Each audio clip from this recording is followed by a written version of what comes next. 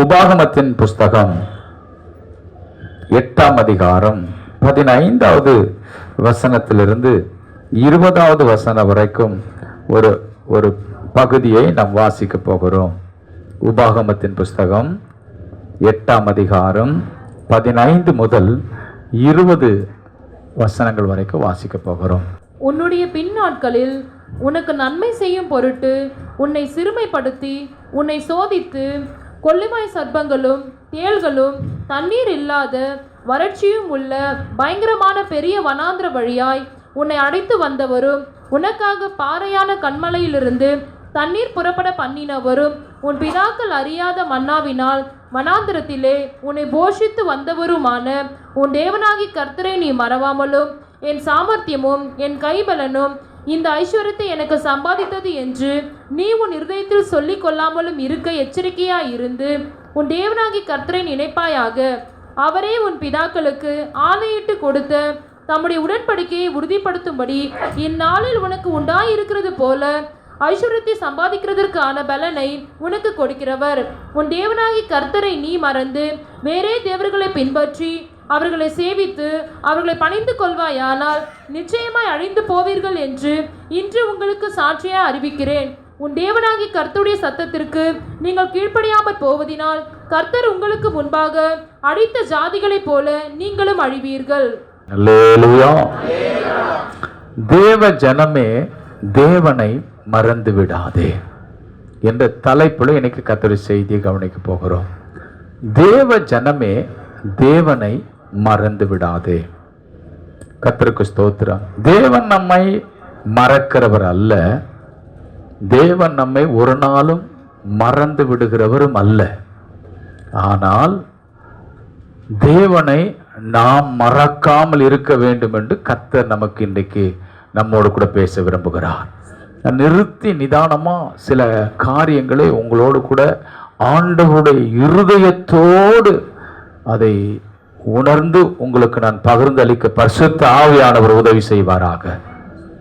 இந்த வசனத்தை நீங்கள் தொடர்ந்து வாசித்து பார்த்தால் 18வது வசனத்தை இந்த பகுதியில் நான் உங்களுக்கு ஒரு திறவுகோல் கீவேர்டாக நான் உங்களுக்கு அதை காண்பிக்க விரும்புகிறேன். 18வது வசனத்தை பாருங்கள். உன் தேவனாகிய கர்த்தரை நினைப்பாயாக. 2வது வசனத்தினுடைய கடைசி பகுதியை பாருங்க. இந்த 40 வருஷம் உன்னை இந்த 40 வருஷம் அளவும் வனாந்திரத்திலே நடத்தி வந்த எல்லா வழியையும் நினைப்பாயாக. இங்க பார்க்கிறோம் உன் தேவனாகிய கர்த்தரை நினைப்பாயாக. இங்க பார்க்கிறோம் உன்னை வனாந்திரத்தில் நடத்தி வந்த பாதையை நினைப்பாயாக. கர்த்தருக்கு ஸ்தோத்திரம்.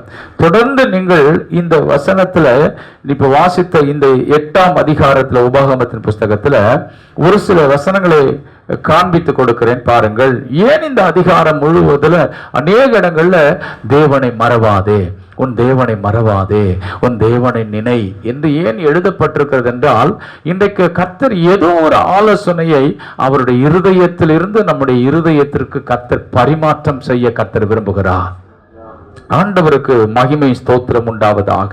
11வது வசனத்தையும் 16வது வசனத்தையும் 19வது வசனத்தையும் இந்த அதிகாரத்தில் நாம் வாசிக்க போகிறோம். வாசிக்க கேட்கலாம். உன் தேவனாகிய கர்த்தரை மறவாதபடிக்கும் நான் இன்று உனக்கு விதிக்கிற அவருடைய கற்பனைகளையும் நியாயங்களையும் கட்டளைகளையும் கைக்கொள்ளாமற் போகாதபடிக்கும் எச்சரிக்கையாயிரு. உன் தேவனாகிய கர்த்தரை மறவாதபடிக்கு எச்சரிக்கையாயிரு. தேவனை மறவாதபடிக்கு எச்சரிக்கையாயிரு என்று ஒரு எச்சரிப்பின் சத்தத்தை தேவ ஜனங்களுக்கு கர்த்தர் தருகிறார். அடுத்தது பாருங்கள் 16வது வசனம். உன் பிதாக்கள் அறியாத மன்னாவினால் வனாந்திரத்திலே உன்னை போஷித்து வந்தவருமான உன் தேவனாகிய கர்த்தரை நீ மறவாமலும்.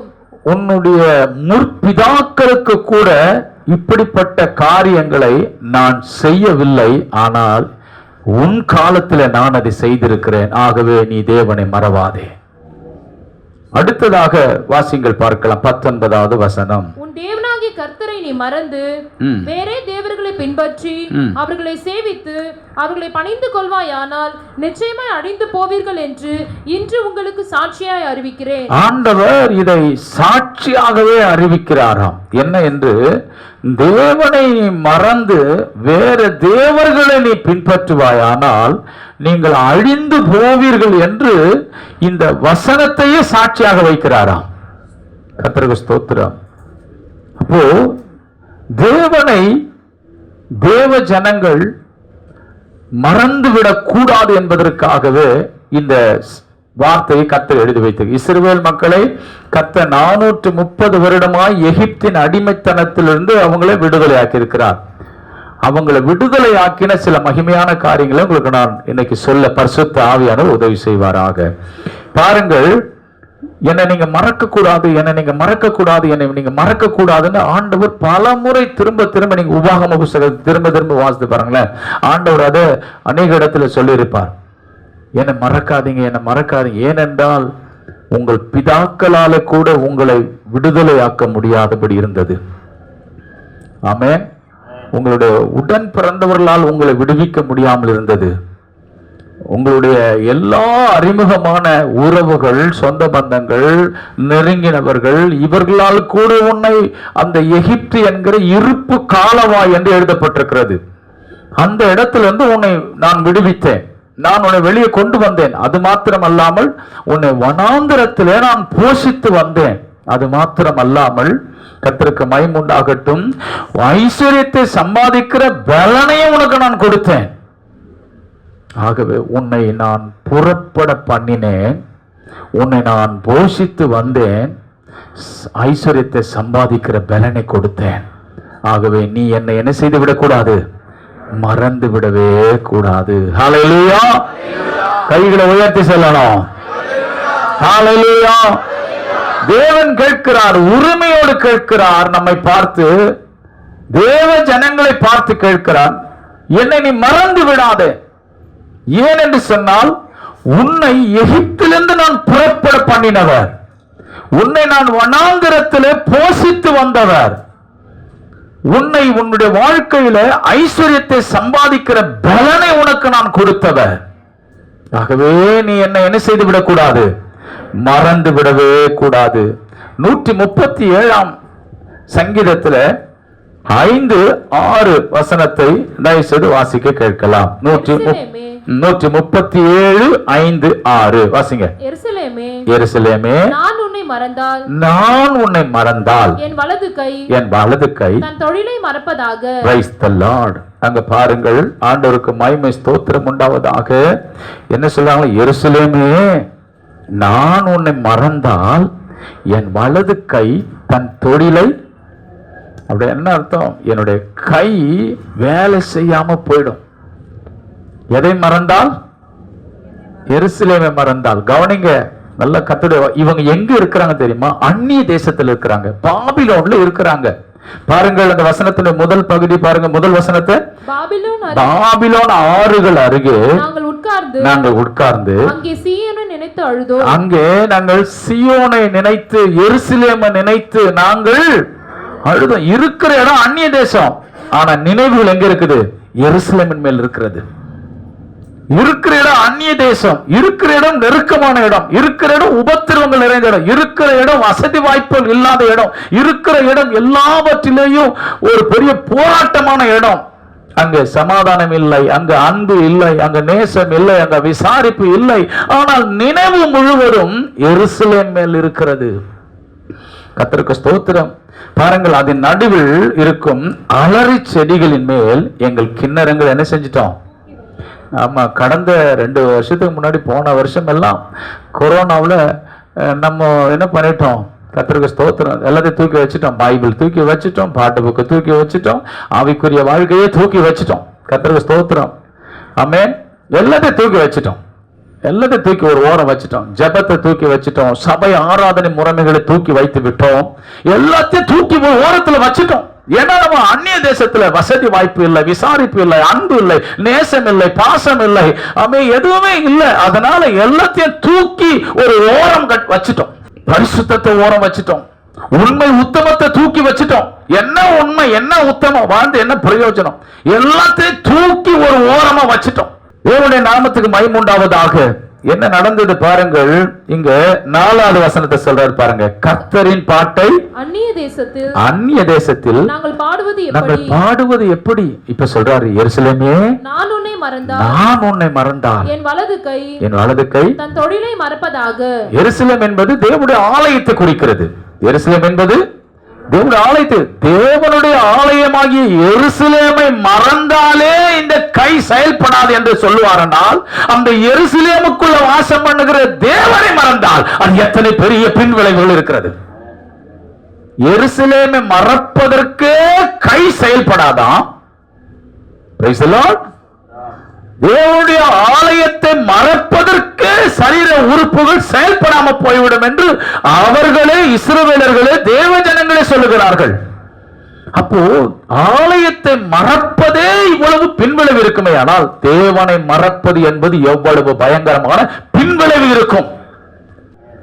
ஆலயத்தை மறப்பதற்கே அவன் சொல்லுகிறான், எங்களுடைய வலது கை அவருடைய தொழிலை மறப்பதாக. அவ்வளவுதான், அது ஸ்டக் ஆகி, அது அவ்வளவுதான் பேரலைஸ்ட் வந்து அவ்வளவுதான், அது விழுந்து போச்சு, அவ்வளவுதான்.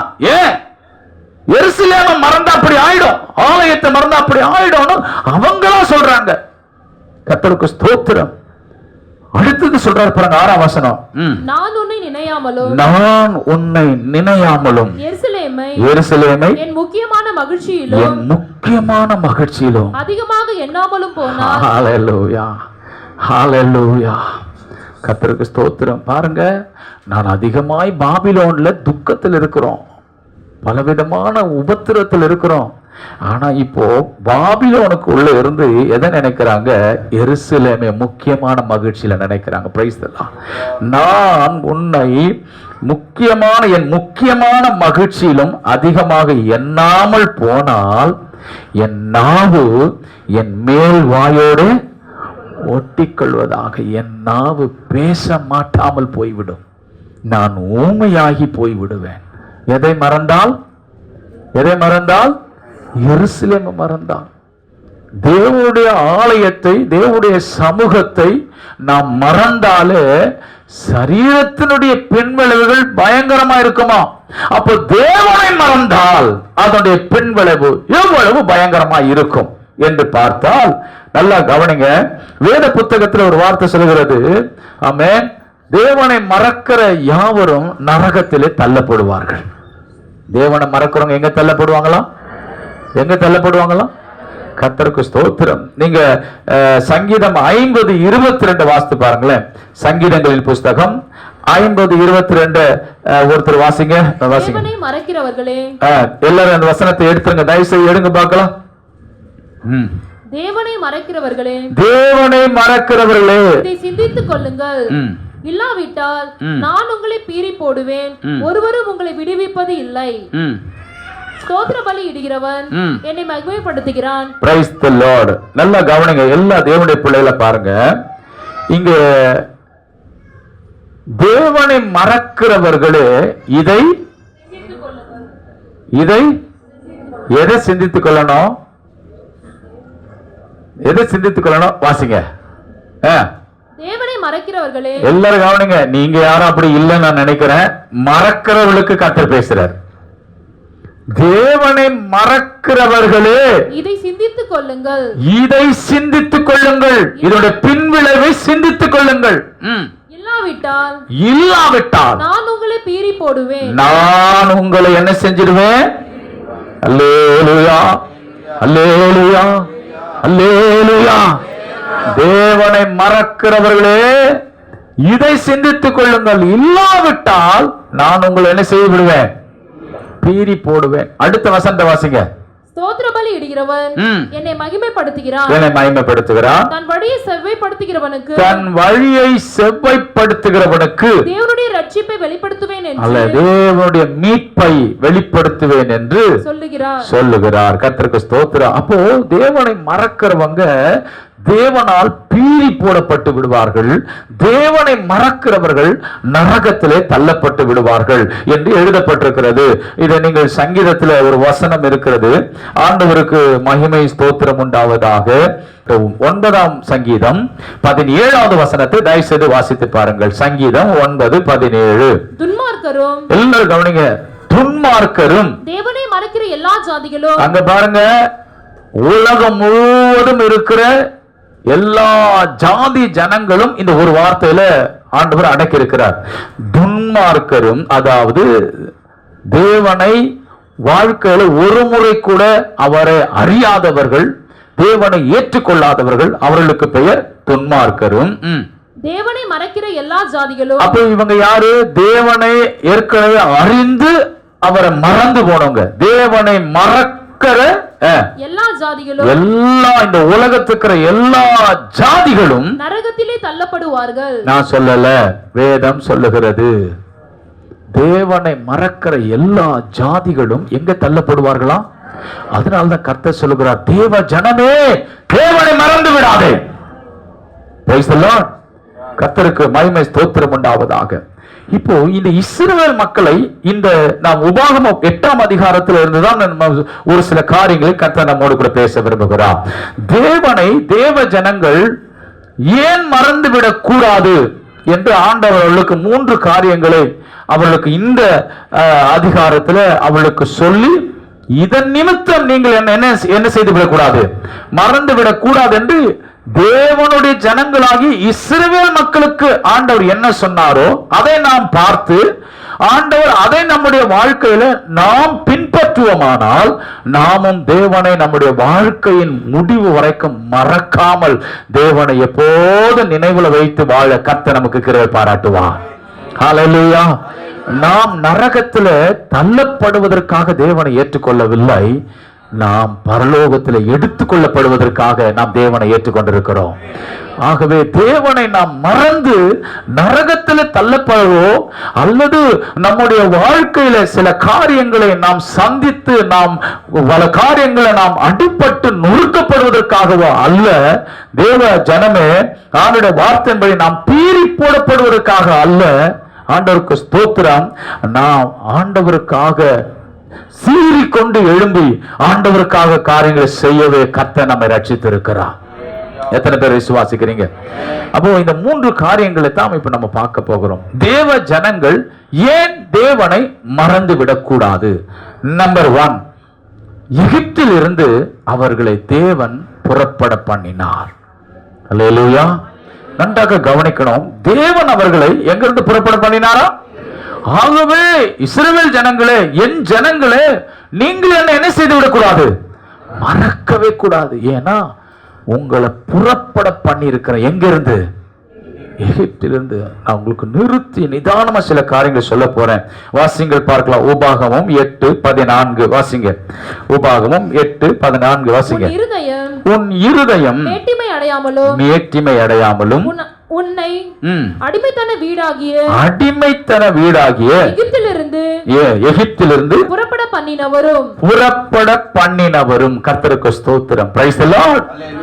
உன்னை ஆண்டவர் உன் இருதயம் மேட்டிமை ஆகாமலும் அடையாமலும் உன்னை அடிமைத்தன வீடாகிய எகிப்திலிருந்து. எவ்வளவு காலம் இவங்க அடிமைத்தனத்தில் இருந்தாங்க தெரியுமா? பல தலைமுறைகள் அடிமையாகவே கிடக்கிறார்கள்.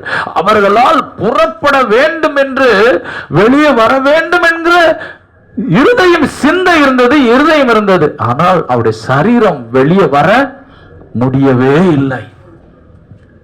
சிந்தை விரும்பினது வெளியே வரணும், இருதயம் விரும்பினது வெளியே வரணும், எல்லாருமே விரும்பினாங்க.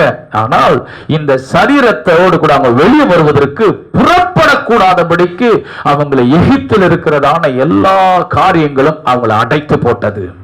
கர்த்தருக்கு ஸ்தோத்திரம் உண்டாகட்டும். பிரைஸ் எல்லாம். நீங்கள் இப்பொழுது 6ஆம் அதிகாரம் 12 வசனத்தை வாசியுங்கள். உபாகமம் 6:12. நீ அடிமைப்பட்டிருந்த வீடாகிய எகிப்து தேசத்திலிருந்து உன்னை புறப்பட பண்ணின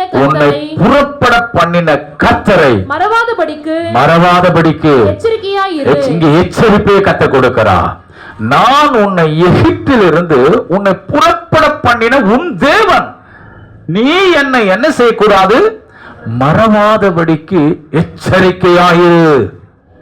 ஆண்டவர் ஒரு பெரிய எச்சரிப்பின் சத்தத்தை தேவ ஜனங்களுக்கு கூட, என்னை மறக்காத, என்னை மறந்துடாத, நான் உன்னை புறப்பட பண்ண. நம்ம எல்லாருமே வேத புத்தகத்தில் கர்த்தர் எகிப்திலிருந்து புறப்பட பண்ணாரு, எகிப்திலிருந்து புறப்பட பண்ணாரு ஈஸியா வாசித்து விடுவோம்.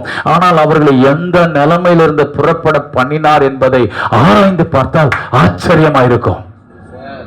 அதனாலதான் ஆண்டவர் சொல்றார், உன்னை நான் எந்த நிலைமையிலிருந்து புறப்பட பண்ணினேன்னு தெரியுமா? அதை நீ சரியா புரிஞ்சுக்கிட்டியன்னா என்னை நீ மறக்கவே மாட்ட. அவர்கள் சரியா புரிந்து கொள்ளல, அதனால்தான் தேவனை வழியில மறந்து விட்டார்கள், அதனால அழிக்கப்பட்டார்கள். அது நிமித்தம் பலவிதமான வாதைகளை அவருடைய வாழ்க்கையில காணப்பட்டது. ஆண்டவருக்கு மகிமை ஸ்தோத்திரம் உண்டாவதாக. நீங்கள் பாருங்கள், எகிப்து என்பது, எகிப்திலிருந்து நான் உங்களை புறப்பட பண்ணின உங்கள் தேவன். ஏன் ஆண்டவர் எகிப்திலிருந்து வெளியே வர முடியாதா? எகிப்திலிருந்து வெளியே வர முடியாதா? அப்ப எகிப்து என்பது வேத புத்தகத்தில் அநேக இடங்கள்ல சொல்லப்பட்டிருக்கிறது. எகிப்து என்னும் இருப்பு காலவாய். எகிப்து என்னும் இருப்பு காலவாய் அப்படின்னா, அந்த எகிப்துக்குள்ள போன எந்த ஜாதியும் திரும்பி வந்ததா சரித்திரமே இல்லவே இல்லை.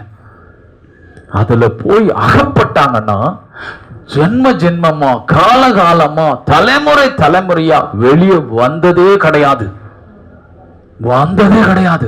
அப்படியேப்பட்ட ஒரு பயங்கரமான ஆளுகையின் கீழாக, அடிமைத்தனத்தின் கீழாக, ஒரு பெரிய ஒரு அரசாங்கத்தினுடைய வல்லமையின் கீழாக அகப்பட்ட அவர்களை, அரசாங்கத்தின் வல்லமை மாத்திரம் அல்ல, அந்த அரசாங்கத்தை ஆட்டி படைத்த விக்கிரகத்தின், மந்திரவாதிகளின், விபச்சாரத்தின், வேசித்தனத்தின் ஆளுகைக்குள்ளாக அடிமைப்படுத்தப்பட்டிருந்தார்கள். அவர்கள் சாதாரணமாக வெளியே வரவில்லை.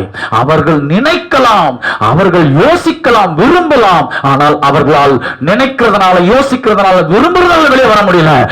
ஆண்டவர் நினைத்தார், இஸ்ரவேல் ஜனங்களை கர்த்தர் நினைத்தருளினார். ஆபிரகாமோடும் ஈசாக்கோடும் யாக்கோவோடும் தேவன் பண்ணின உடன்படிக்கையை தேவன் நினைவு கூர்ந்தார். கர்த்தருக்கு மகிமை ஸ்தோத்திரம் உண்டா. இவர்கள் எகிப்தில் இருக்கும் பொழுது, இவர்கள் பல தலைமுறை இவங்க எகிப்தில் இருக்கிறாங்க. ஆனா இவங்களுக்கு எபிரேயருடைய தேவனாகிய நம்முடைய இந்த தேவனாகிய கர்த்தர் அவளுக்கு தெரியாது, அவங்களுக்கு ஆராதிக்க தெரியாது, அவங்களுக்கு ஜெபிக்க தெரியாது. அதனாலதான் கூக்குரல கேட்டான்னு சொல்றாரு. ஏன்னா எகிப்தில் இருக்கிற பல விக்கிரக தெய்வங்களை வழிபட்டு பழகிட்டவங்க தலைமுறை தலைமுறையா. அதனால இவங்களுக்கு ஜெபம் தெரியாது, இவங்களுக்கு ஆராதனை தெரியாது, பாட்டு பாட தெரியாது, இந்த தேவனை எப்படி வழிபடணும்னு தெரியாது. இவங்க பல தலைமுறையா எகிப்துக்குள்ளேயே விக்கிரகத்துக்கு அடிமையாயிட்டாங்க. கர்த்தருக்கு மகிமை ஸ்தோத்திரம் உண்டாவதாக. யாத்திராகமம் 2 கடைசி வசனம் சொல்கிறது, வாசிங்கள் பார்க்கலாம். யாத்திராகமத்தின் புத்தகம் 2ஆம் அதிகாரம் கடைசி வசனத்தை வாசிக்க. தேவன் இஸ்ரவேல் புத்திரரை கண்ணோக்கினார். தேவன் இஸ்ரவேல் புத்திரரை கண்ணோக்கினார். தேவன் அவர்களை நினைத்தருளினார். தேவன் அவர்களை நினைத்தருளினார். வாசிங்க. அதுக்கு முன்னாடி ஒரு வசனம். தேவன் அவர்கள் பெருமூச்சை கேட்டு, தேவன் அவர்கள் பெருமூச்சை கேட்டு தாம் ஆபிரகாமோடும் ஈசாக்கோடும் யாக்கோபோடும் செய்த உடன்படிக்கையை நினைவு கூர்ந்தார். Praise God. கர்த்தருக்கு ஸ்தோத்திரம். இந்த ஜனங்களுக்கு இவங்களுக்கு இந்த தேவனை குறித்த ஒரே ஒரு விஷயம் தான் தெரியும். எங்கள் முற்பிதாக்கள் தேவன் தெரியும், எங்கள் முற்பிதாக்கள் தேவன் தெரியும். இவருடைய பேர் தெரியாது. அவங்க சொல்லி கூப்பிடுறதெல்லாம் ஆபிரகாமின் தேவனே, ஈசாக்கின் தேவனே, யாக்கோபின் தேவனே, இப்படித்தான் முற்பிதாக்களுடைய தேவத்தை அறிந்திருந்தாங்க. அதனால இவங்க கூப்பிட ஆரம்பிச்சாங்க. அவங்களுக்கு எப்படி ஜெபம் பண்ண தெரியாது. அதுல முறையிடுறாங்க, என்னென்னமோ சொல்லி முறையிடுறாங்க. ஆண்டவர் சொல்றாரு, உன் கூக்குரல நான் கேட்டேன்பா, உன் பெருமூச்சை நான் கேட்டேன்பா, நான் இறங்கி உன்னை விடுதலையாக்கி வந்திருக்கிறேன்பா அப்படின்னு தேவன் அவங்களை நினைத்தார். Praise God. எல்லாம் கவனிங்க. இப்ப இவங்களை ஆண்டவர், நான் உங்களை எகிப்திலிருந்து புறப்பட பண்ணினா, எகிப்துல அந்த நாட்கள்ல கானான் தேசத்துல பஞ்சம் நேரிட்ட போது உலகம் முழுவதற்கு நாடுகளும் தேசங்களும் பஞ்சத்தினால், பட்டினினால் மெலிந்து போனது. அப்பொழுது யோசேப்பு எகிப்து தேசத்துல ஒரு உயர்ந்த ஒரு தலைவனாக அதிகாரியாக அவன் தேவனால் உயர்த்தப்பட்டான். அப்போது அந்த எகிப்து தேசத்துல ஆகாரம் கொடுக்கறாங்கன்னு கேள்விப்பட்டு பல தேசத்தின் மக்கள் ஆகாரத்துக்காக வந்தார்கள். அப்படி வந்தவங்க குடி உரிமை இல்லாம வந்து எகிப்துல தங்கி எகிப்தின் சிட்டிசனா மாறிட்டாங்க. அங்கேயே தங்கி எகிப்திலேயே தங்கி அவங்க இருந்து அவங்க அப்பா அம்மா தாத்தா பூட்டன் அப்படியே அங்க தங்கி அடுத்த தலைமுறை பல ஜாதி ஜனங்கள், இஸ்ரவேலர்கள் மட்டுமல்ல உலகம் முழுவதுக்கு பல ஜாதி ஜனங்கள் அங்க வந்து தங்கிட்டாங்க. அதனாலதான் இஸ்ரவேல் மக்கள் விடுவிக்கப்பட்ட போது அந்நிய ஜனங்களுக்கும் கர்த்தர் விடுதலை கொடுத்தார் என்று எழுதப்பட்டிருக்கிறது. நீங்கள் வாசித்து பாருங்கள். யாத்ராகம புஸ்தகம் 12ஆம் அதிகாரம். கர்த்தருக்கு ஸ்தோத்திரம். இல்ல 36 நினைக்கிற, வாசிங்க 36. இஸ்ரவேல் புத்திரர் ராமசேசை விட்டு கால்நடையா பிரயாணம் பண்ணி சுக்கோத்துக்கு போனார்கள். அவர்கள் பிள்ளைகள் தவிர 6 லட்சம் புருஷர்களாய் இருந்தார்கள். 6 லட்சம் புருஷர்களாய் இருந்தார்கள். அடுத்த வசனம் பாருங்க.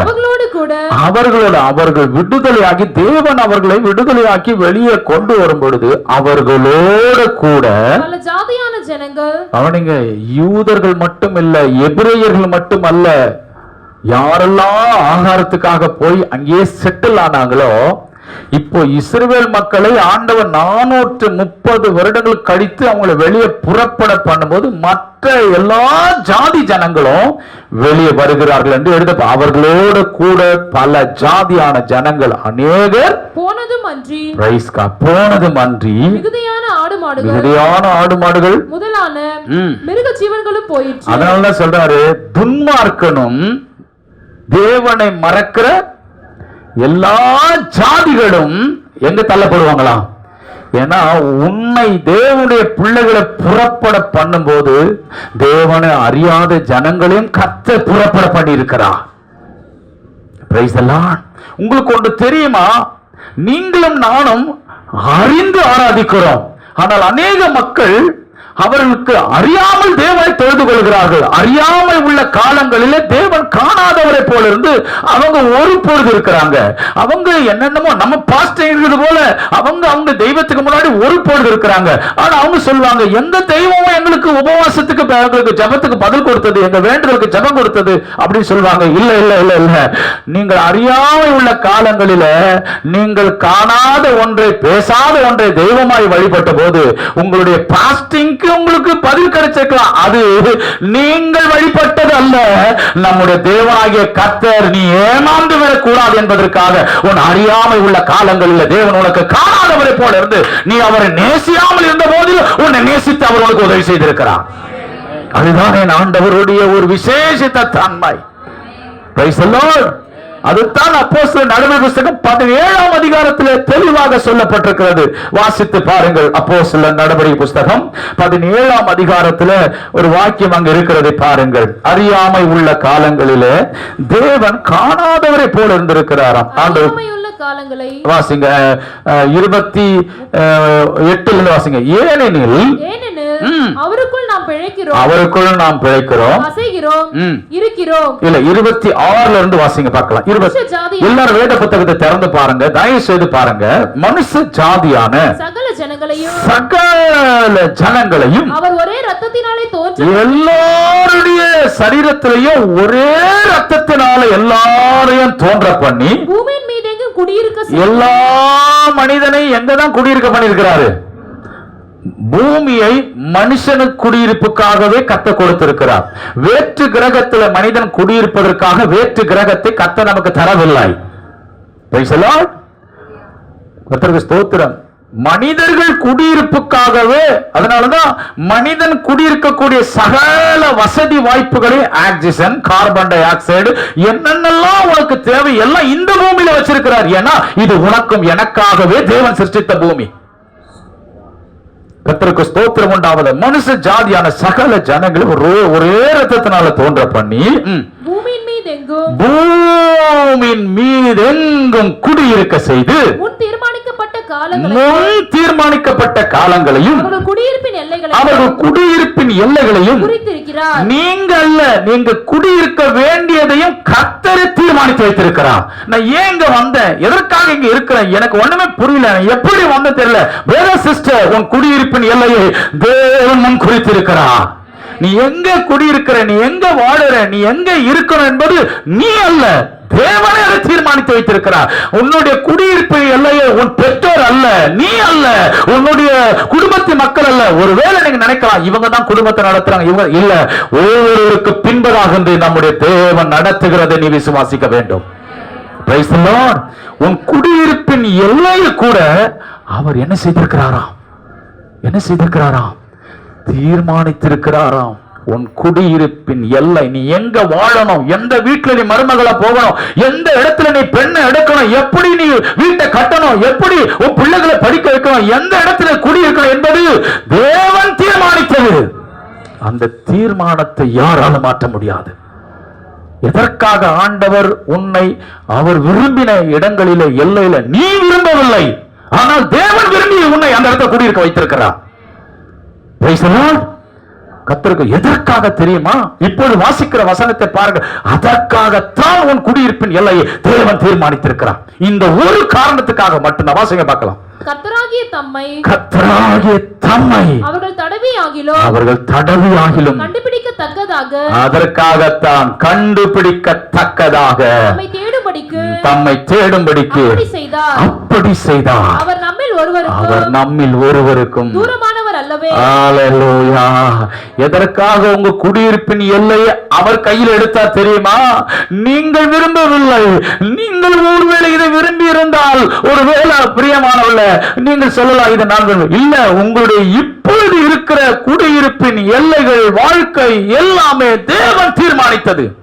உன் குடியிருப்பின் எல்லை சகலத்தையும் அதினதின் காலத்திலே நேர்த்தியா கத்த செய்திருக்கிறார். எத்தனை பேர் விசுவாசிக்கிறீங்க?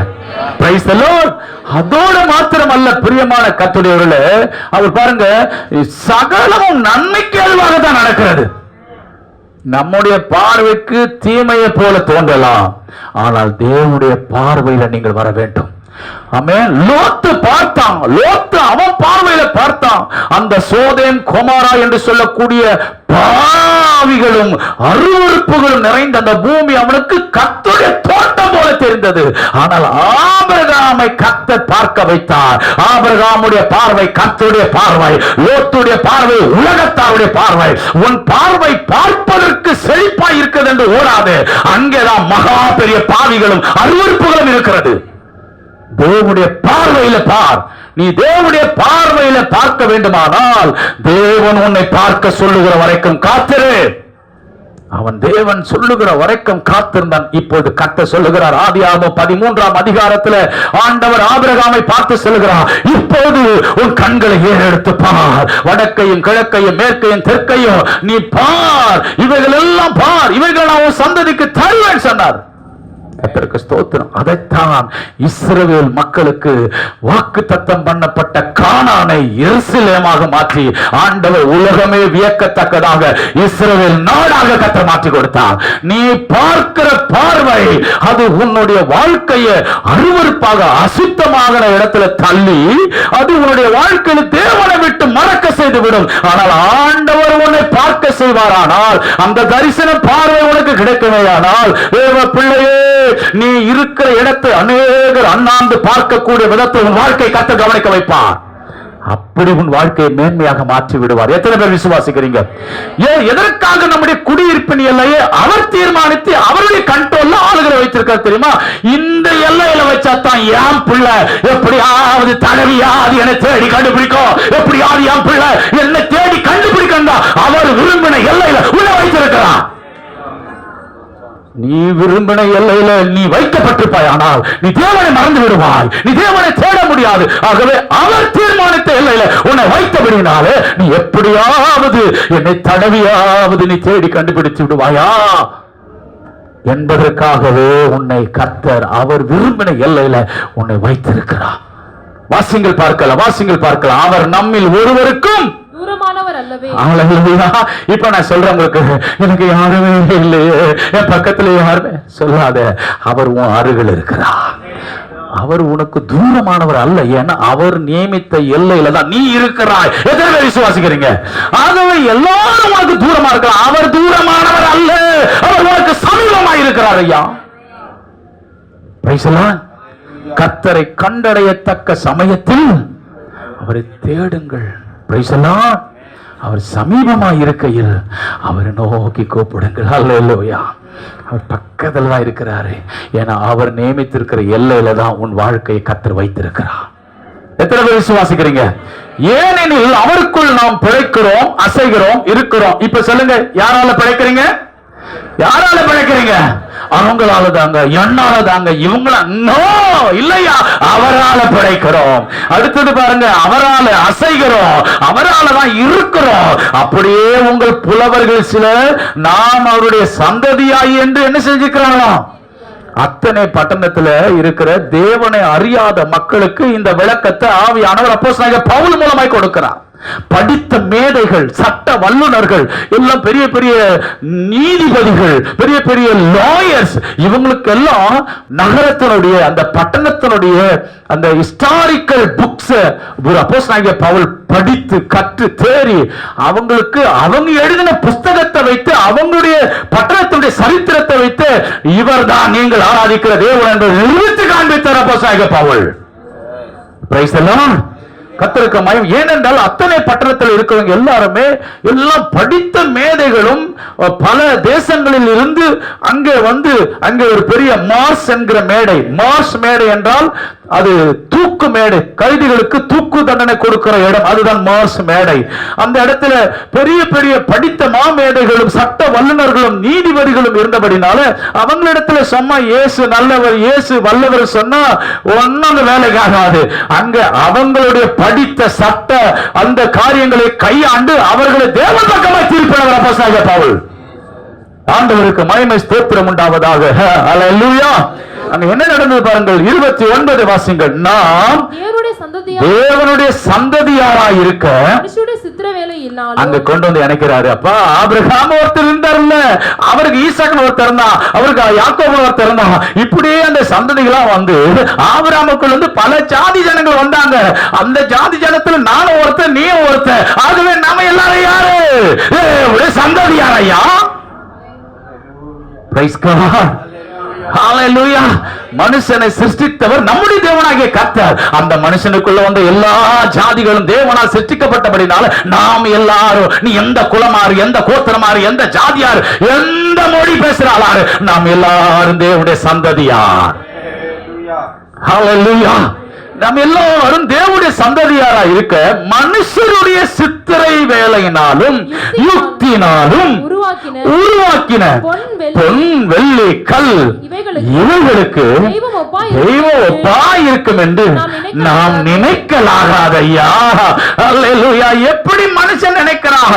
பொன் வெள்ளி கல் இவைகளுக்கு ஒப்பாக தெய்வம் ஒப்பாய் இருக்கும் என்று நாம் நினைக்கலாகாது. அப்படித்தான் நீங்க உங்க அறியாம உள்ள காலத்துல இந்த கல்லு தான், இந்த வெள்ளி தான், இந்த பொண்ணு தான், ஐயோ அப்படியே பொன்னாலே செய்யப்பட்ட சிலை, ஐயோ பயங்கரமான பொற்கோயில் பயங்கரமானது, அப்படி பொன்னால வெள்ளியால கல்லால செய்யப்பட்டதை நீங்கள் இவைகளை ஒப்பாக தெய்வம் என்று நீங்கள் நினைத்து விட்டீர்கள்.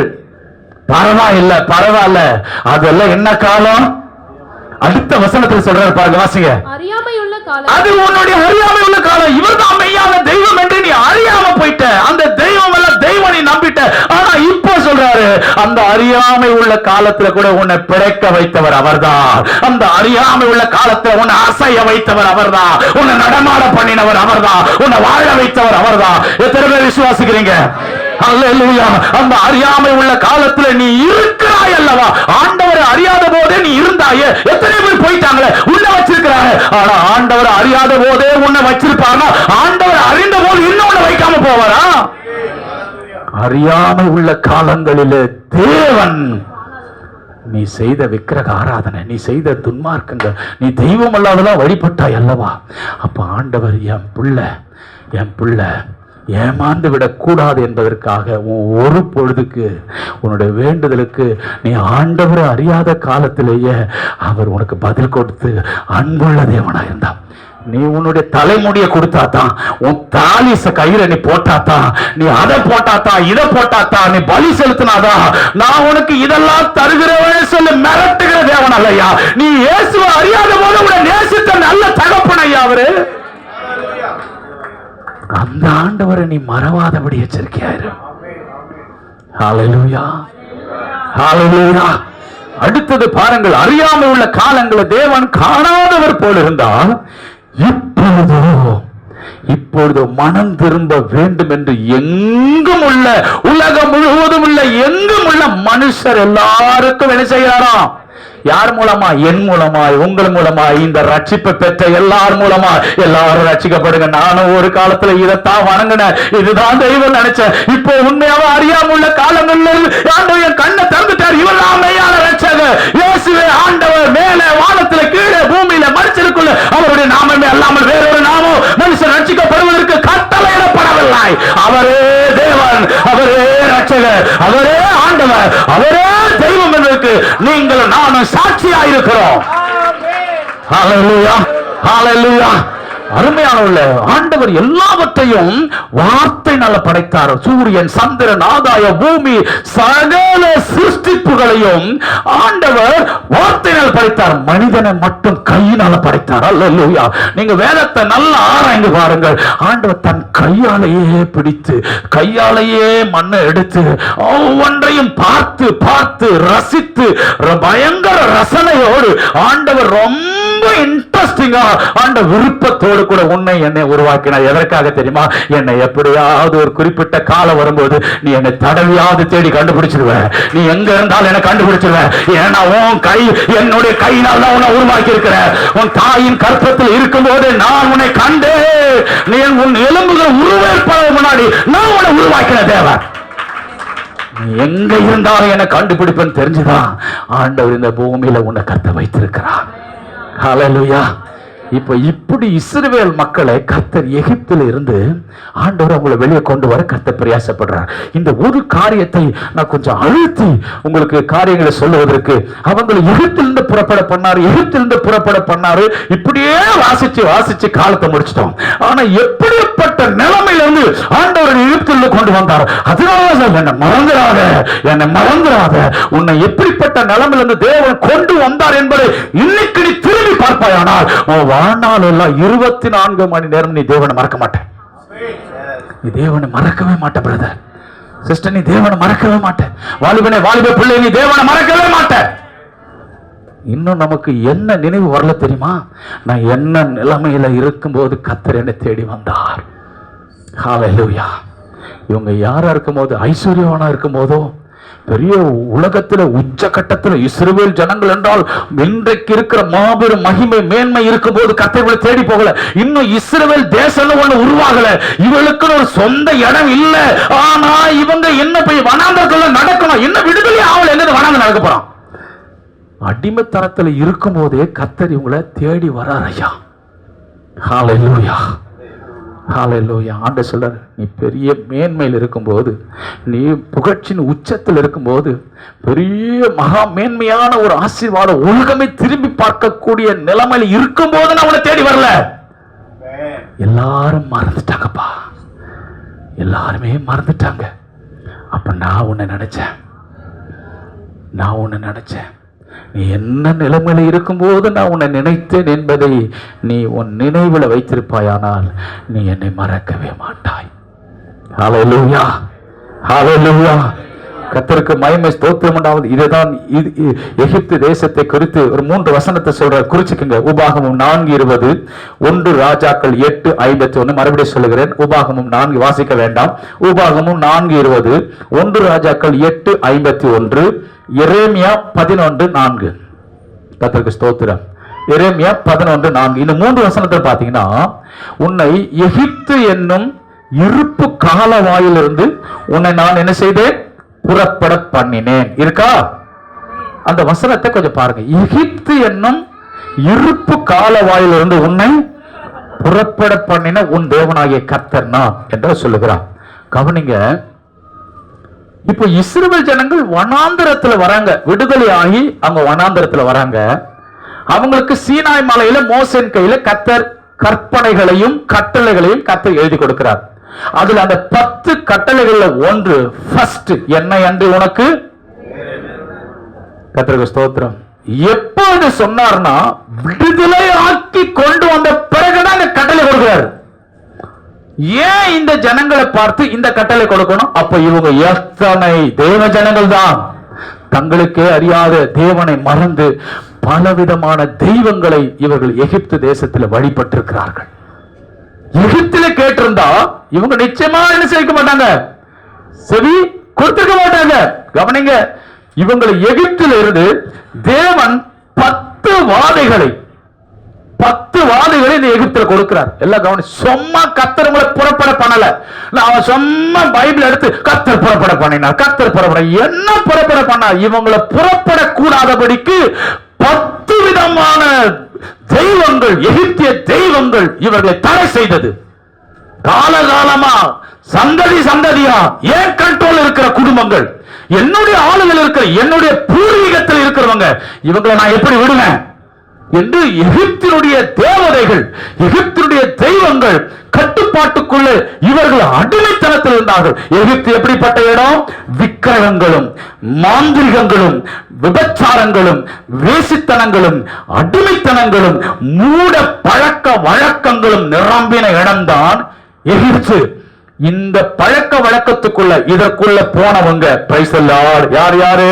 விக்கிரகத்துக்குள்ள போனவங்க திரும்ப வந்தது கிடையாது. எகிப்துக்குள்ள மாந்திரிகத்துக்குள்ள போனவங்க திரும்ப வந்தது கிடையாது. விபச்சாரத்துக்குள்ள வேசித்தனத்துக்குள்ள போன திரும்ப வந்தது கிடையாது. ஏன்னா அது இருப்பு காலவாய், அதில் அகப்பட்டவர் வெளியே வந்ததாக சரித்திரமே இல்லை. கர்த்தருக்கு ஸ்தோத்திரம். பாருங்கள், அடிமைத்தனத்தில் இருந்து மூட பழக்க வழக்கத்திற்கு உலகத்திலேயே முதலாவது அறிமுகப்படுத்தினது எது என்றால் எகிப்து தான். கர்த்தருக்கு மகிமையுண்டாகட்டும். மோசேயே தேவ திட்டத்தை புரிந்து கொள்ளாதபடிக்கு பாவ சந்தோஷத்துல மூழ்கடித்த ஒரு தேசம் அல்லவா? பாவ சந்தோஷத்துல மோசைய ஜனங்களை விடுவிப்பதற்காக உருவாக்கினார். அவனையே பாவ சந்தோஷத்துல அவன் யார் என்பதை அறியாமல் மூடின ஒரு தேசம் அல்லவா? இன்றைக்கு அமெரிக்கா தேசத்தினுடைய நிர்வாணங்களும் அருவருப்புகளும், இன்றைக்கு நீங்க வலைதளங்கள்ல பல காரியங்களை காண்கிறது போல, நேரடியாக காண்கிறது போல, முதல் வல்லரசு நாடா இருந்த எகிப்து தேசத்துல எல்லா அருவருப்புகளும் இருந்தது, எல்லா அசுத்தங்களும் இருந்தது. அந்த இடத்துலதான் வெளியே வர முடியாதபடி இவர்கள் கட்டப்பட்டிருந்தார்கள், அடிமைத்தனத்தில் கிடந்தார்கள். கர்த்தருக்கு மகிமை. ஏன் தேவன் 10 வாதைகளை கொடுத்தார்? ஏன் தேவன் பார்வோன் இருதயத்தை கடினப்படுத்தினார்? ஏன் ஆண்டவர் பார்வோன் இருதயத்தை கடினப்படுத்துறார்? ஒரு முறை ஒரு வாதை அனுப்புறார், கூட்டிட்டு போங்கன்றான், மறுபடியும் இருதயம் கடினப்படுது. கர்த்தருக்கு ஸ்தோத்திரம். அப்போ ஆண்டவர் ஒரு வசனத்தை உங்களுக்கு காண்பிக்க ஆண்டு விரும்புகிறார். எல்லாரும் எடுத்துக்கொள்ளுங்க. யாத்திராகமத்தின் புஸ்தகம் 12ஆம் அதிகாரம் 12வது வசனத்தை தயவு செய்து வாசிக்க கேட்கலாம். எல்லாரும் எடுத்துக்கொள்ளுங்க பைபிளை. எல்லாரும் எடுங்க பார்க்கலாம். பைபிள் எடுத்து வாசி பாருங்க. அந்த ராத்திரியில நான் எகிப்து தேசம் எங்கும் கடந்து போய் எகிப்து தேசத்தில் உள்ள மனிதர் முதல் மிருக ஜீவன்கள் மட்டும் முதற் பேராய் இருக்கிறவைகளை எல்லாம் அதம் பண்ணி எகிப்து தேவர்களின் மேல் நீதியை செலுத்துவேன். நானே கர்த்தர். கவனிங்க, எகிப்தின் தேவர்கள் மேல் நான் என்ன செய்ய போறேன்? தேவன் சொல்லல, ஒன்றே ஒன்று சொல்லல, தேவர்கள் என்று சொல்லியிருக்கிறது. கவனிங்கள், எகிப்து தேசத்துல ஆண்டவர் 10 வாதைகளை கொண்டு வந்தார். 10 வாதைகளை கொண்டு வர காரணம் என்னன்னா, எகிப்து தேசத்தையே ஆளுகை செய்வது இந்த 10 தெய்வங்கள் தான், இந்த 10 தேவதைகள் தான். ஆகவே இவைகள் தான் தேவ ஜனங்களை வெளியே வரவிடாதபடி, புறப்படக்கூடாதபடி தடை பண்ணி அடிமைத்தனத்துக்குள்ள வைத்திருந்தது. அதுல முதலாவது பெரிய தெய்வம், தகப்பன் தெய்வம் என்று சொல்லக்கூடிய தெய்வம் தான் நைல் நதி. ஏன் இந்த 10 வாதைகளை கொண்டு வந்தார் தெரியுமா? கவனிங்கள், 10 வாதைகளை கொண்டு வந்தால் இவங்களை சாதாரணமா புறப்பட பண்ண முடியாதுங்க. ஏன்னா பல ஆண்டு காலமா தலைமுறை தலைவரையா யெகோவா தேவனை இருக்கிறேன்னு சொன்னாரு. அந்த சர்வ வல்லமையுள்ள தேவனாகிய ஆபிரகாமின் தேவன், ஈசாக்கின் தேவன், யாக்கோபின் தேவன் அவரை மறந்துட்டாங்க. இப்போது எகிப்தினுடைய எல்லா விக்கிரகங்களையும் அருவருப்புகளையும் தங்களுடைய வாழ்க்கையாக மாற்றிக்கொண்டார்கள். மூட பழக்க வழக்கத்துக்கு தங்களை விட்டு போட்டு விட்டார்கள். இப்போ எகிப்தை அழிப்பதோ, எகிப்தில் இருக்கிற மக்களுக்கு இந்த 10 வாதைகளை கொடுப்பதோ தேவனுடைய நோக்கம் அல்ல. எகிப்தின் தேவர்களை விட நான் எவ்வளவு பெரிய தேவன் என்பதை காண்பிப்பதற்கு. அப்பத்தான் தான் இஸ்ரவேல் ஜனங்கள் வெளியே வருவான். இந்த எகிப்தில் இருக்கிற வழிபடுற ஜனங்களை, அவங்க வழிபடுற தெய்வங்களை பார்த்து நீயும் அந்த பழக்க வழக்கத்தில் போயிட்டியா? அப்ப எளிதாக வெளியே கொண்டு வர முடியாது. அவங்களுக்கு விடுதலைக்கு ஒரு தெய்வம், மழைக்கு ஒரு தெய்வம், சுகத்துக்கு ஒரு தெய்வம், செழிப்புக்கு ஒரு தெய்வம், எல்லாத்துக்கும் ஒரு தெய்வம் இருந்தது. ஆகவே இவங்க எல்லாவற்றுக்கும் அந்த தெய்வங்களை பின்பற்றி இருந்தாங்க. இவங்களை எளிதா ஆண்டவர் என்ன செய்ய முடியல, அனுப்ப முடியல. இப்போ ஆண்டவர் 10 முறை என்ன செய்யற வாதைகள், 10 வாதைகள் அனுப்புறாரு. 10 முறை இவனை பார்வோட இருதயத்தை என்ன செய்யறாங்க, கடினப்படுத்துறாரு. கர்த்தர் அதுல முதல் தெய்வம் எது தெரியுமா? நைல் நதி. நைல் நதி, கர்த்தருக்கு ஸ்தோத்திரம். எபிரேய பாஷையில அந்த நைல் நதிக்கு என்ன பேர் தெரியுமா? கர்த்தருக்கு மகிமை ஸ்தோத்திரம் உண்டாகட்டும். ஹப்பி. சொல்லுங்க பார்க்கலாம். ஹாப்பி இல்ல, ஹப்பி. ஹப்பின்னா எகிப்துக்கே தகப்பன் தெய்வம். எகிப்துக்கு தகப்பு பெரிய தெய்வம். ஆண்டவர் கோலை எடுத்து அடிடா நைல் நதி என்னார். அடிச்சார் பாருங்க, அந்த தெய்வம் செத்து போய் இந்த தெய்வத்துக்கு ரத்தமாக வருது.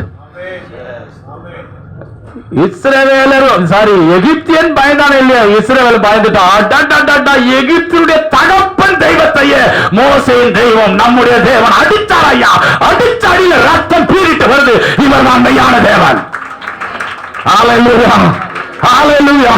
கர்த்தருக்கு ஸ்தோத்திரம். இரண்டாவது பாத்தீங்கன்னா அவங்களுக்கு தாய் தெய்வம் ஒண்ணு இருக்குது. கர்த்தருக்கு ஸ்தோத்திரம். அந்த தாய் தெய்வம் என்னன்னா ரா அப்படின்னு சொல்லுவாங்க எபிரேய மொழியில. ரா அப்படின்னு சொன்னா சூரிய கடவுள். சூரிய கடவுள். கர்த்தருக்கு ஸ்தோத்திரம். 3 நாள் இரவும் பகலும் எகிப்துல எது இல்லாம ஆக்கிட்டாரு?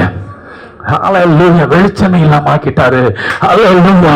3 நாளும் இரவும் பகலும் இனிமே உனக்கு இருட்டு தாண்டா, இனிமே உனக்கு வெளிச்சமே இல்லைன்னு மோசே ஆண்டோட வார்த்தை சொன்ன உடனே எகிப்தில சூரியன் கிடையாது. அந்த சூரியன் கிழக்குல தோன்றி அவங்களுக்கு மேற்க மறையிறதுனால அவங்க எல்லாருமே கவனிங்க, கிழக்குல எகிப்தில கிழக்குல சூரியன் தோன்றி மேற்குல மறையும் போது அவங்க என்ன செய்வாங்கன்னா அந்த சூரியன் தெய்வம் தாய் தெய்வமா வழிபடுறதுனால நைல் நதி தகப்பன், சூரியன் தாய் தெய்வம். அப்போ இந்த தாய் தெய்வம் எந்த பக்கம் மறையுதோ அந்த பக்கம் தான் இவர்களும் மரித்தவரை கல்லறையை வைக்கிறதுக்கு பிளான் போட்டாங்க. அப்படிதான் பிரமிடு உருவாக்கப்பட்டதாம். கர்த்தருக்கு ஸ்தோத்திர. சரித்திரங்கள் சொல்லுகிறது. இந்த பிரமிடு எகிப்தினுடைய சூரியன் மறைகிற திசையில தான் அவர்கள் மேற்குல அந்த பிரமிடுகளை உருவாக்க ஆரம்பித்தார்கள். காரணம் என்னன்னா, இந்த பக்கம் நம்முடைய தாய் தெய்வம் மறைகிறதுனால நாமும் மரணத்துக்கு பிறகு அந்த தாய் தெய்வத்தோடு சொர்க்கத்துக்கு போயிடும் என்கிற மூட வழக்கத்தினால அவர்கள் வட திசையில் அவர்கள் கல்லறை வைக்க ஆரம்பித்தார்கள். அதுதான் பிற்காலத்துல பிரமிடாக மாறினது. எல்லாரும் குவியல் குவியல வச்சான், குவியல் குவியல அப்படியே போயிடலாம்.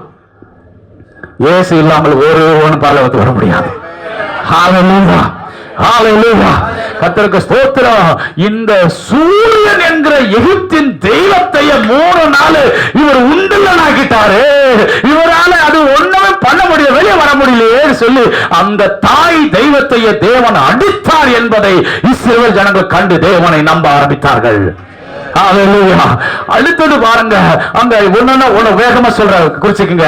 அடுத்தது தவளைகளோட தெய்வம். தவளை இருக்கு பாத்தீங்களா? அந்த தவளைகள் அவங்க தெய்வம்.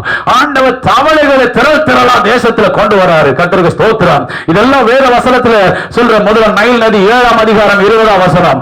சூரியன் என்பது யாத்திராமம் 10ஆம் அதிகாரம் 21 22. தவளை யாத்திராமம் 8 11 இருந்து 14 வசனங்கள். தவளைகள் எல்லாம் செத்து போச்சு. இப்போ தவளைகள் செத்து போன உடனே எகிப்தியனுக்கு அது ஒரு பிரச்சனை இல்லை, ஆனா இஸ்ரவேலனுக்கு அது ஆச்சரியம். ஏன்னா தவளை என்பது எகிப்தியுடைய தெய்வங்கள் 3வது தெய்வம், 3வது தேவதை. இப்போ இந்த 3வது தெய்வத்தை கூட இந்த தேவன், எபிரேயருடைய தேவன், இந்த மோசேயின் தேவன் அடிச்சுட்டார சொன்னபடி பெரியவரோ. 4வது என்ன செஞ்சாரு பாருங்க. யாத்திராமம் 8 16 17 மோசேயுடைய கையில இருக்கிற கோலை ஆண்டவர் என்ன பண்ணாரு?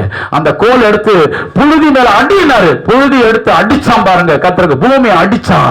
அந்த பூமி எல்லாம், அந்த புழுதி எல்லாமே பேனா மாறிடுச்சு. அல்லேலூயா. அவங்க எதை 4வது தெய்வமா வழிபட்டாங்கன்னா பூமியை தெய்வம். பூமியை அடிச்சாரு பாருங்க. பூமியில அருவருப்புகள் வர ஆரம்பித்தது. அல்லேலூயா. அடிச்ச உடனே பூமி அருவருப்பாய் மாறி போனது.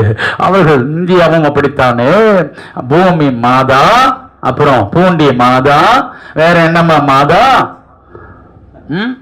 அந்த மாதாவை திருப்பி படிச்ச தாமான்னு சொல்லும். கர்த்தருக்கு ஸ்தோத்திரம். எல்லாத்தையும் தாமா தா. கர்த்தருக்கு ஸ்தோத்திரம். நிறைய விசுவாசிகள், தேவனை அறிந்த விசுவாசிகள், கர்த்தருக்கு ஸ்தோத்திரம். எங்க போறீங்க? எங்க போறீங்க? சபையில பிரதிஷ்டை. ஆமே. எங்க? மாதாவுக்கு முடி பிரதிஷ்டை. கர்த்தருக்கு ஸ்தோத்திரம். இப்படிப்பட்ட விசுவாசிகள், கர்த்தருக்கு ஸ்தோத்திரம், அவங்க தேவனை மறந்து தேவனுடைய கோபத்துக்கு ஆளாகக்கூடியவர்கள். நீங்கள் தேவனை மறந்ததுனாலதான் தேவன் சில நேரங்களில் உங்களை சில காரியங்களுக்கு ஒப்பு கொடுக்க வேண்டியதா இருக்கிறது. இவர்களை விடுவிப்பதற்காக தேவன் என்னெல்லாம் செய்தார் பாருங்க. 10 வாதை அனுப்பி தேசத்தை அழிப்பதற்கு அல்ல, கொரோனாவை அழிப்பு தேசத்தை அழிப்பதற்காக அல்ல, நீ இவர் யார் என்பதை அறிவதற்காகத்தான். உலகத்தை அழிப்பது தேவனுடைய நோக்கம் அல்ல. இவர்கள் மத்தியில நானே மெய்யான தேவன் என்பதை நீ அறிய வேண்டும் என்பதற்காகத்தான் கர்த்தர் இவர்கள் அனுமதித்திருக்கிறார். அப்போ தேவ ஜனங்களுடைய பார்வை மற்றவங்களோட இணைஞ்சி, ஆமால அவங்க நினைக்கிறது போலதான் நம்ம நினைக்க, இல்ல இல்ல, அவங்களுடைய நினைவுகள் உன் நினைவா இருக்கக்கூடாது. உன் நினைவு தேவனுடைய நினைவா இருக்கணும். உன்னை நம்ப வைப்பதற்காக தேவன் எதையும் செய்ய கர்த்தர் அவர் செய்ய வல்லவராயிருக்கிறார். என்ன நடந்தது பாருங்கள், என்ன நடந்தது. அடுத்ததாக பூமி அடிக்கிறார். 4, 5வது வண்டுகளை அனுப்புறார். வண்டுகள் எல்லாம், பூச்செல்லாம் உங்களுக்கு தெய்வம்.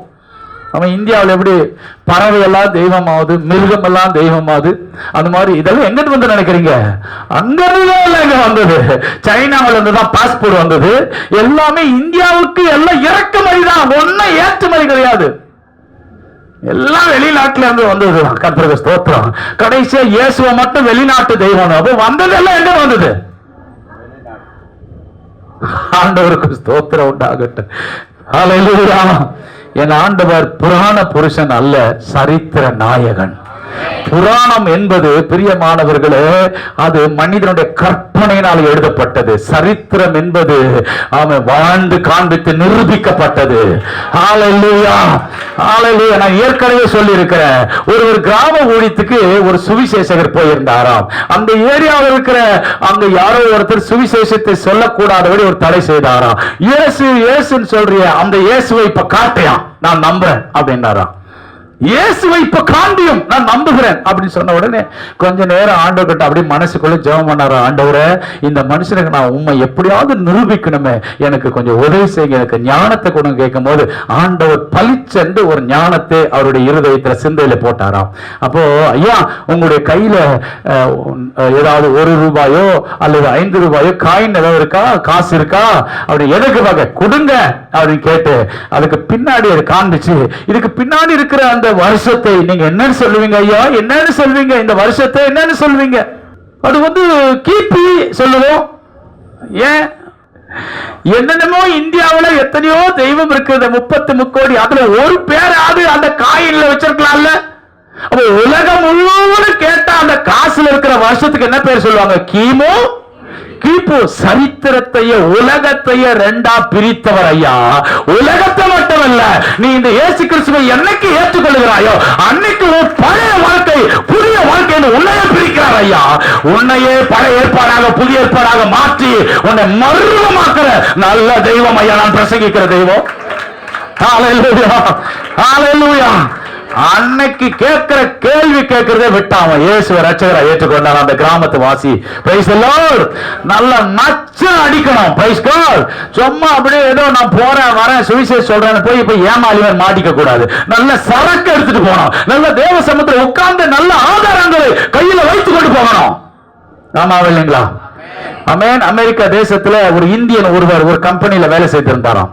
அதுல ஃபாரினர்ஸ் வந்து பாத்தீங்கன்னா அவங்க ரொம்ப வெள்ளையா ஒயிட்டா இருக்கிறதுனால அவங்களுக்கு கருப்பானவங்களை பார்த்தாலே பரியாசம் பண்ணுவாங்களா. ஏ கருப்பா இங்க வாடா, இங்க வாடா கருப்பா அப்படின்னு தான் கூப்பிடுவாராம்.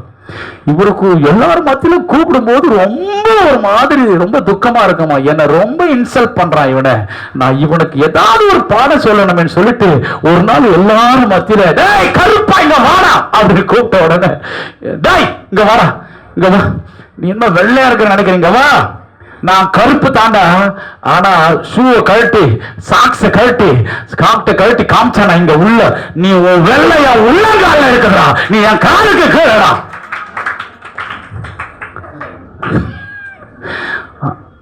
அடிச்சா நல்ல நெத்தி அடி அடிக்கணும், அப்படி அடிக்கணும். காப்பாத்துக்கப்பா. அதுக்குதான் உனக்கு காப்பாத்துறது பைபிள் கொடுத்துட்டேன், உனக்கு பாஸ்டர் மூலமா சத்தியத்தை சொல்லி கொடுக்கறேன். உன்ன வேற எப்படி காப்பாத்தணும்? கிரைம் போட்டு உன்னை அங்கிருந்து காணாம போன மாயாஜாலம் பண்ணணுமா? ஹல்லேலூயா, ஹல்லேலூயா. ஆண்டவரை பற்றி சொல்ல போறோம்னா, ஒரு சகோதரி ஆண்டவரை பற்றி சொல்றதுக்கு ஜிஹெச் ஹாஸ்பிட்டல் போறாங்க. இயேசு உங்களை நேசிக்கிறார். டிராக்ஸ் வாங்கினா படுக்கையில் இருக்கிற வியாதிஸ்தர், சிஸ்டர் என்ன நேசிக்கிறீங்களான்னு கேட்டாரு. ஐயோ எம்மாடியோ எனக்கு இந்த ஊழியமே வேணான்னு போயிட்டாங்க.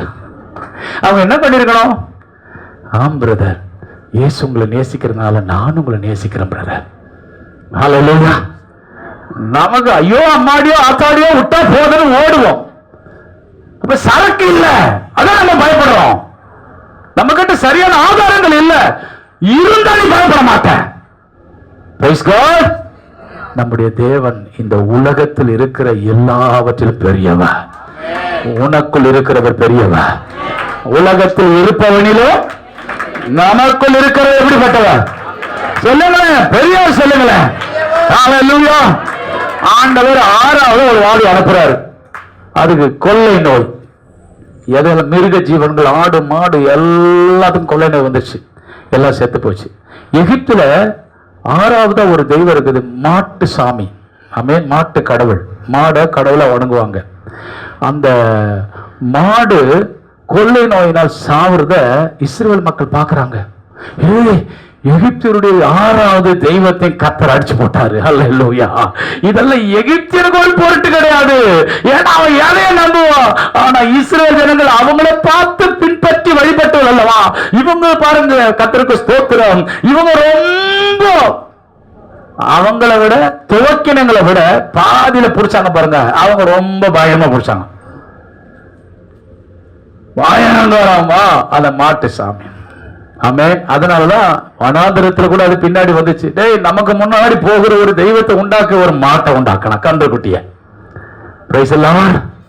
ஹல்லேலூயா. அதனாலதான் கர்த்தர் என்ன செஞ்சாரு, இவன் எப்படியும் புதுசா இவன் வனாந்திரத்துல கொண்டு வந்து இஸ்ரவேல் மக்களுக்கு நுழைப்பான்னா என்ன என்று உனக்கு அங்கேயே முற்றுப்புள்ளி வைத்தார் கர்த்தர்.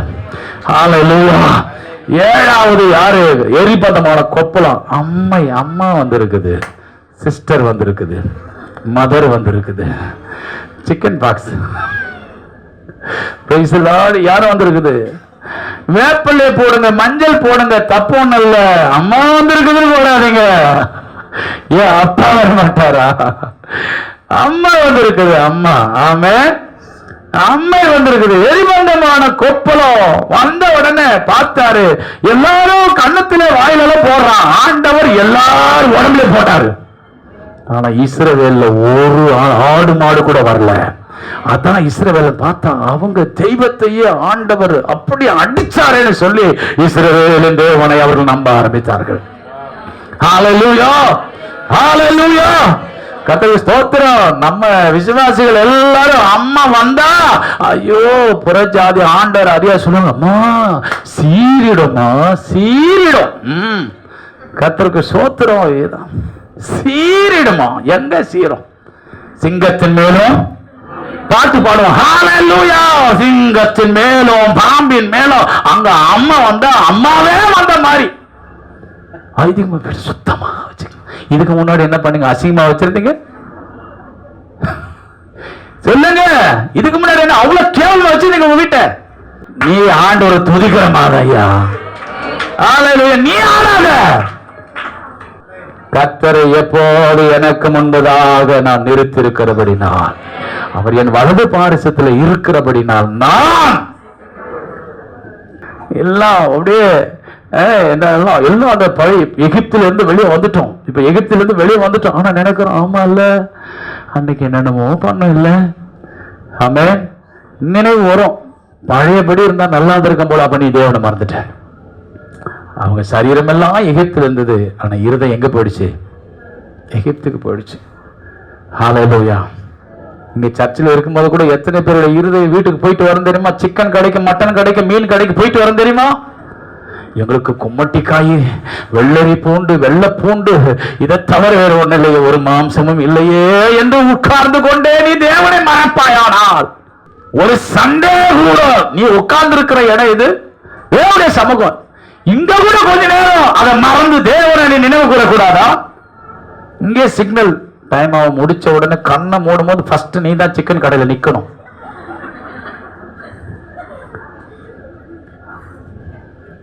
எத்தனை விசுவாசி உண்மையா இங்க உட்கார இந்த 3 மணி நேரமாவது நீ தேவன் மேல நினைவா இருக்கிற? Praise the Lord. Hallelujah.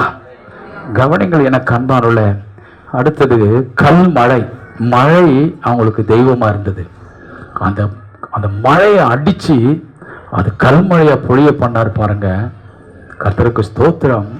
இஸ்ரவேல் மக்கள் பார்க்கறாங்க, இந்த தேவன் சொல்றதெல்லாம் நடக்குதே, இந்த தெய்வம் எல்லாம் பெரிய தெய்வம் நான் நம்பி இருந்தோம், இதெல்லாம் இந்த தேவனுக்கு முன்னாடி தரமட்டம் ஆயிடுச்சுன்னு சொல்லி இஸ்ரவேல் ஜனங்கள் தேவனை நம்ப ஆரம்பிச்சாங்க. இந்த வாதைகள் எல்லாம் எகிப்தை அழிப்பதற்காக அல்ல, இதெல்லாம் இஸ்ரவேல் ஜனங்களுக்கு தேவனே பெரியவர் என்பதை நிரூபித்து காட்டுவதற்கு. ஹalleluya, ஹalleluya. அடுத்தது வெட்டுக்கிளி வருது. வெட்டுக்கிளி வந்து இவங்க விவசாயத்தை தெய்வமா நம்புறவங்க. விவசாயத்துக்கு ஒரு கடவுள், அவங்களுக்கு மழைக்கு ஒரு கடவுள். ஆண்டவர் என்ன பண்ணாரு? வெட்டுக்கிளி அனுப்பி அத்தனை விவசாய கடவுளும் செயல்படாதபடி ஒரு கடவுளும் தடுக்க முடியல அந்த அழிவை. ஆமென். தேவன் கையை நீட்டினார்னா எந்த கடவுளும் இந்தியாவுல தடுத்து நிறுத்த முடியும்? சொல்லுங்க பார்க்கலாம். வெட்டுக்கிளி வருது எகிப்து தேசத்துல. முதல் உலக வல்லரசு நாடாகிய எகிப்துக்குள்ள வெட்டுக்கிளி வருது. எல்லா விவசாயத்தில் இருக்கிற செழுமையை, எகிப்தின் செழுமையெல்லாம் தின்று போட்டது. எந்த தெய்வமும் தடுக்க முடியவில்லை. இதை இஸ்ரவேலன் பார்த்தான். இவங்க தெய்வம் இதை தடுக்க முடியவில்லையே, ஒருவேளை இவர் தான் மெய்யான தெய்வமோ என்று நம்ப ஆரம்பித்தார்கள். அடுத்தது கடைசியா ஒண்ணு, கர்த்தருக்கு ஸ்தோத்திரம், தலைச்சன் பிள்ளைகளை கர்த்தர் அடித்தார். அல்லேலூயா. இது எல்லாமே இஸ்ரவேல் மக்களுக்கு ஒண்ணு நடக்கல. இவங்க வேலைன்னா பாக்குறது தான். நம்ம எல்லாம் என்ன செஞ்சிருக்கணும்? ஆக்சுவலா நம்ம ஓடிறோம் பாருங்க. நம்ம சேஃப்டி ஜோனை பார்ப்போம், கம்ஃபர்ட் ஜோனை பார்ப்போம். நம்ம நின்று பார்க்கணும் இதெல்லாம். ஹalleluya. உலகத்தான விட முதல்ல கர்த்தருடைய பிள்ளைங்க, ரட்சிக்கப்பட்ட பிள்ளைங்க தான் எங்க வாதம் வருது, எங்க எந்த ஊர்ல வரலாம் அந்த ஊர்ல போய் உட்காந்துடலாம். ஆனா இஸ்ரவேல் மக்களுக்கு அவங்க எல்லையில அவங்களுக்கும் எகிப்தியர்களுக்கும் வித்தியாசத்தை கற்றுக்கொண்டு பண்ணாரு. இங்க எகிப்தியனுக்கு வருகிற ஒரு வாதையும் யாருக்கு வரல? இதத்தான் பார்த்தோம். அங்க நடக்கிறது ஒண்ணு கூட இங்க வரலப்பா. காரணம் என்ன? இந்த தேவன் பெரியவர். தேவனை நம்ப ஆரம்பித்தார்கள். Praise the lord. ஹalleluya. அதனாலதான் யாத்திராகம புத்தகத்தில் சொன்னார், எகிப்திற்கு வரப்பண்ணின வாதைகளில் வியாதிகளில் ஒன்றையும் உனக்கு நான் என்ன செய்ய மாட்டேன், வரப்பண்ணேன். ஏனென்றால் நானே உன் பரிகாரியாக கர்த்தர். நானே உன் பரிகாரியாக கர்த்தர். இந்த வார்த்தை வாசிகள் பார்க்கலாம். யாத்திராகமத்தின் புத்தகம் 15ஆம் அதிகாரம் 26வது வசனம் நினைக்கிறேன். வாசிங்க. 26. நீ உன் தேவனாகிய கர்த்தரின் சத்தத்தை கவனமாய் கேட்டு அவர் பார்வைக்கு செம்மையானவைகளை செய்து அவர் கட்டளைகளுக்கு செவி கொடுத்து அவருடைய நியமங்கள் யாவையும் கை கொண்டால் நான் எகிப்தியருக்கு உனக்கு கிடையாது. தேவ ஜனமே, உனக்கு நான் இதெல்லாம் வர பண்ணல. வர பண்ணினது எகிப்தியருக்கு. எதற்காக அவர்கள் வர பண்ணினேன்? பேசலாம். ஆமென். அவன் துன்மார்க்கமா இருக்கிறான். அவன் உன்னை அடிமைப்படுத்துறான். அவன் உன்னை புறப்படக்கூடாதபடி அவன் காலகாலமா தலைமுறையா வழிபடுற அவனுடைய பூர்வீக சத்துருக்கள் உன்னை விட மாட்டேன்னு சொல்லி, ஆனா நீ என்னுடைய ஜனம், நீ என்னுடைய பிள்ளை, உன்னை விடுவிக்க கூடாதபடி, அதாவது அவைகள் மேலேயே அந்த மூட நம்பிக்கை மேலே உனக்கு நம்பிக்கை வளர்த்துட்டான். என் மேல உனக்கு நம்பிக்கை வர வேண்டுமானால் அவைகளை விட நான் பெரியவர் என்று நிரூபித்து காட்ட வேண்டாமா? அதற்காகத்தான் எகிப்தியருக்கு இவைகளை வரப்பண்ணி கர்த்தரே தெய்வம் என்பதை ஆண்டவர் நிரூபித்தார். ஹalleluya. எகிப்துக்கு காப்பாற்றக்கூடிய ஒரு தெய்வம் தெய்வம் இருந்தது. எல்லா ராஜகுமாரர்களும் அரண்மனையிலிருந்து அடிமை வீட்டு வரைக்கும் எகிப்து வீட்டுல சாவு இல்லாத வீடு இல்லவே இல்லை. எல்லா எகிப்திலையும் மூத்த பிள்ளைகள், ஆடு மாடு எல்லா பிள்ளைகள் எல்லாம் மூத்த தலைச்சர்கள் எல்லாம் கர்த்தர் அடிச்சார். அப்போ இஸ்ரவேல் மக்களோட ஒண்ணு கூட பாதிக்கப்படலை. அல்லேலூயா. எகிப்துல சாவில்லாத வீடு இல்ல, கூக்குரல் அப்படியே. காரணம், இஸ்ரவேல் மக்கள் பார்க்கறாங்க, இவங்களுக்கு காவல் காக்கிற ஒரு தெய்வம் இருந்தது, அது எங்க போனது?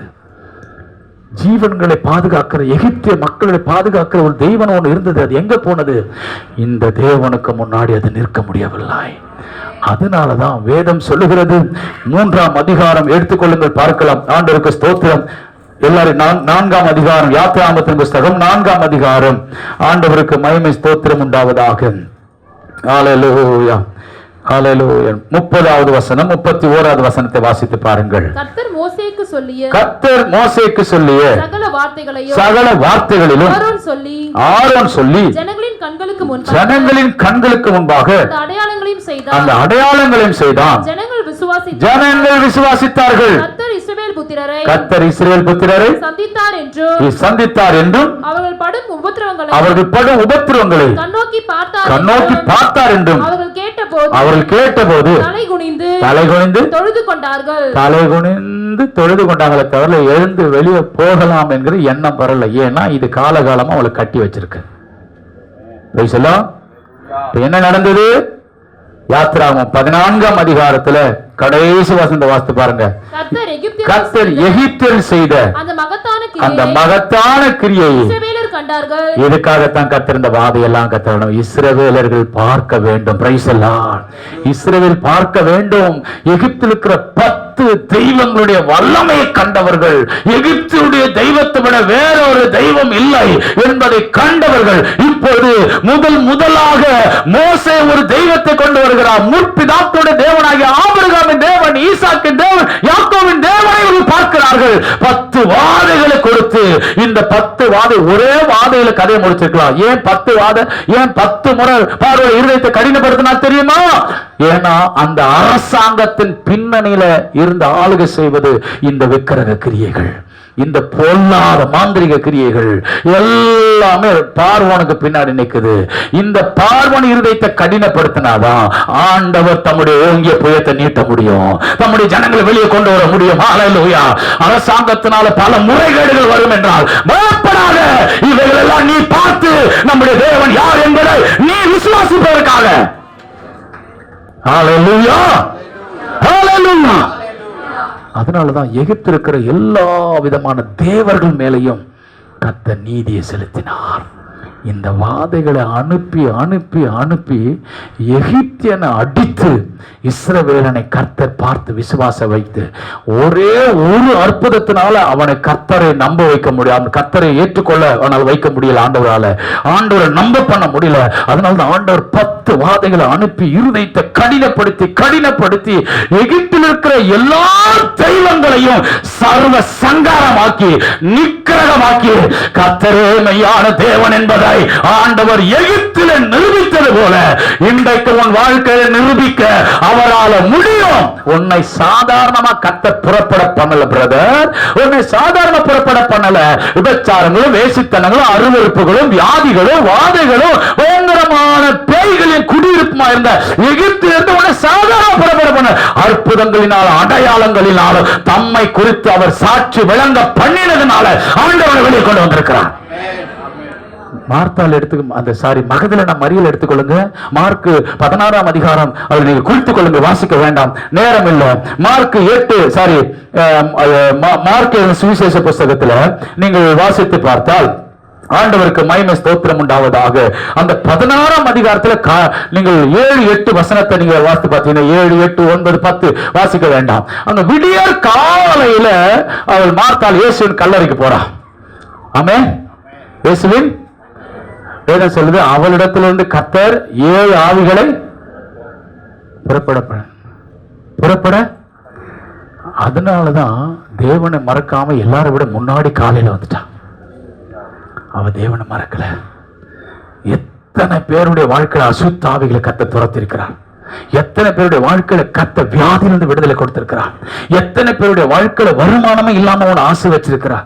எத்தனை பேருடைய வாழ்க்கையில உனக்கு ஆண்டவர் மருத்துவ செலவில்லாம உன்னை விடுதலை ஆக்கியிருக்கிறார். எத்தனை முறை ஆண்டவருக்கு அற்புதம் செய்திருக்கிறார். எத்தனை முறை உன் கற்பத்தை திறந்திருக்கிறார். நீ தேவனை இப்படி உற்சாகமாய் தேடுகிறாயா, அல்லது நீ காலையில தேடுகிறாயா, அல்லது நீ மாலையில தேடுகிறாயா?